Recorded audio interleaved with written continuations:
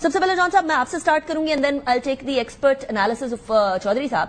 مجھے بتائیے گا کچھ جگہ یہ خبر آ رہی ہے, کچھ سیٹلائٹ امیجز آ رہے ہیں کہ ایران میں جو اسپیشلی فردو کی نیوکلیئر فیسلٹی ہے اس سے بہت سارا مواد آلریڈی خالی کر لیا گیا تھا. کیا یہ بات درست ہے؟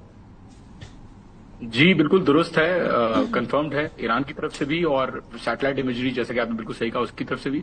16 اور 17 جون کو یا آگے پیچھے ایک دن لگا لیں جا کے ایرانینز جو ان کی کمانڈ تھی انہوں نے اسٹاک پائل موو کیا فرام فورڈو ٹو این انڈسکلوز لوکیشن. اس کے علاوہ بعد میں ایک دو دن بعد جا کے فورڈو کی جو انٹرنس اور ایگزٹ کے ٹنلز تھے اس کے اندر ریت ڈالی گئی بہت ساری ٹرکس کے تھرو. تو یہ بات بالکل درست ہے کہ اسٹاک پائل موو کر لیا تھا تینوں سائٹ سے جو ہٹ ہوئی ہیں, اور پہلے بھی ایران جو ہے وہ اپنی نیوکلیئر فیسلٹیز کو خالی کر چکا ہے in the preparation of what is going to come. اچھا, یہ بات کہنا کہ امریکہ نے بھی پہلے ہی ایران کو آگاہ کر دیا اس طرح کا کوئی حملہ ہونے والا ہے تاکہ ایک جمع خرچ ہو جائے, زبانی جمع خرچ سے زیادہ ایک پریکٹیکل جمع خرچ ہو جائے, یہ بات درست ہے یا نہیں؟ I think it would be a fallacious argument to make.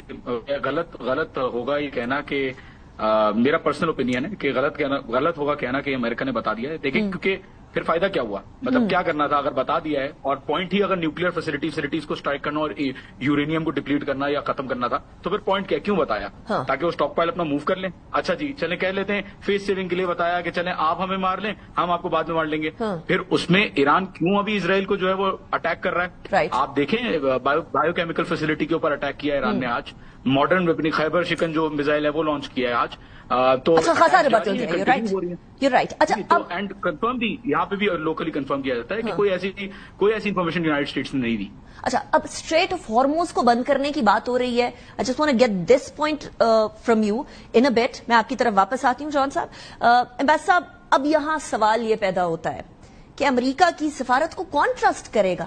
ایک جگہ آپ نے میز پہ بٹھایا ہوا ہے ایران کو, آپ میز پہ بیٹھے ہوئے ایران کو اسرائیل کے تھرو حملہ کرا دیتے ہیں یا آپ کو گھسیٹ لیا جاتا ہے حملے میں, یا واٹ ایور دا سچویشن اروز. ایسا ہو نہیں سکتا کہ اسرائیل حملہ کرے اور یو ایس اے کو پتہ نہ چلے, اور اس کے بعد حملہ کرنے کے بعد ان کی نیوکلیئر فیسلٹیز کو اٹیک کرنے کے بعد جو کہ آئی اے ای ایجنٹ کو ایکچولی جا کر انسپیکٹ کرتا ہے, this is a clear violation of international law as well.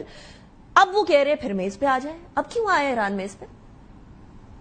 نہیں, انہوں نے تو خود ساری سفارتکاری جو ہے اس کو خود سیبوٹاج کیا ہے. پہلے تو سب سے پہلے تو 2015 میں جو ایگریمنٹ ہوا تھا ڈونلڈ ٹرمپ صاحب نے اس میں سے نکلا تھا, ڈیل تو ہو چکی. پھر ایران کے ساتھ دوبارہ کی تو چھٹا راؤنڈ ہونا تھا تو اس سے پہلے اسرائیل نے اٹیک کر دیا.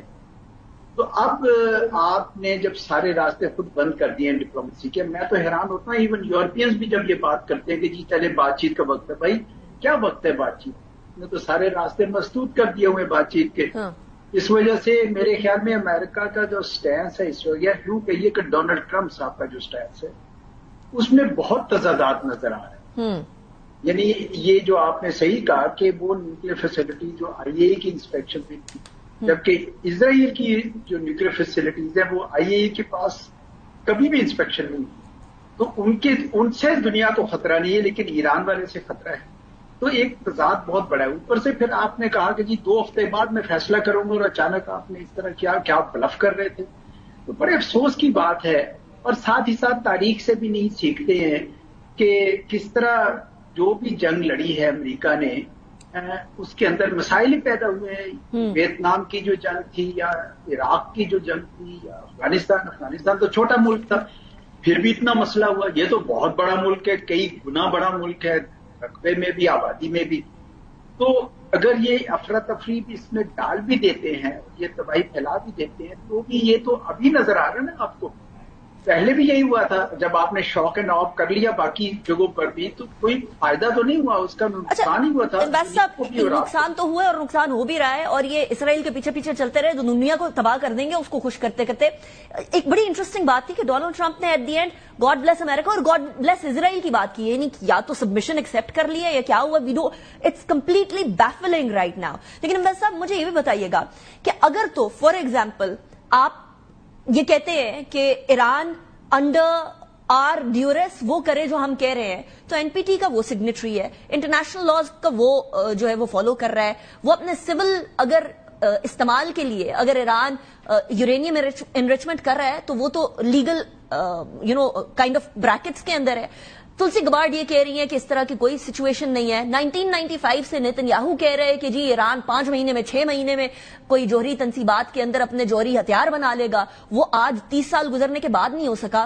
تو اب یہ بتائیے گا کہ UN IAEA ان سارے انسٹیٹیوشنز پہ بھی کون ٹرسٹ کر سکے گا کہ ایک گنڈا اگر دنیا کے اندر کوئی بن گیا ہے اسرائیل کے نام پر تو اس کو کوئی روک نہیں پا رہا ہے. What's the use of these institutions دین؟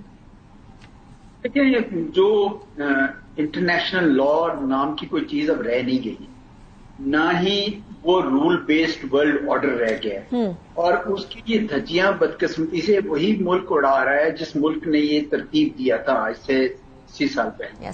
تو یہ تو دنیا کے لیے بہت ہی ایک مشکل وقت آیا ہے, کیونکہ وہی ملک جو ہے نا یہ سب تباہ کاری کر رہا ہے. اسرائیل کے حوالے سے بھی امریکہ کو سوچنا چاہیے, اور میرے خیال میں امریکہ میں بہت ساری آوازیں اٹھ رہی ہیں. سینڈی برگر اس کی میں آواز سن رہا تھا, جو سینیٹر ہیں برنی سینڈرز, جی برنی سینڈرز بھی کہہ رہے تھے. پریزیڈنٹ کلنٹن کو بھی میں نے سنا ہے آواز یہی کہتے ہوئے, کیونکہ وہاں پہ بھی یہ ہے کہ جی آپ نے یہ غیر قانونی کام ایون امریکہ کے قوانین کے حساب سے بھی کیا, کیونکہ وہاں تو کون فیصلہ کرتی ہے, تو کوئی قانون نہیں ہے, اس کی تمام دھجیاں بکھیری جا رہی ہیں, اور یہ بہت غلط پریسیڈنٹ ہو رہے ہیں.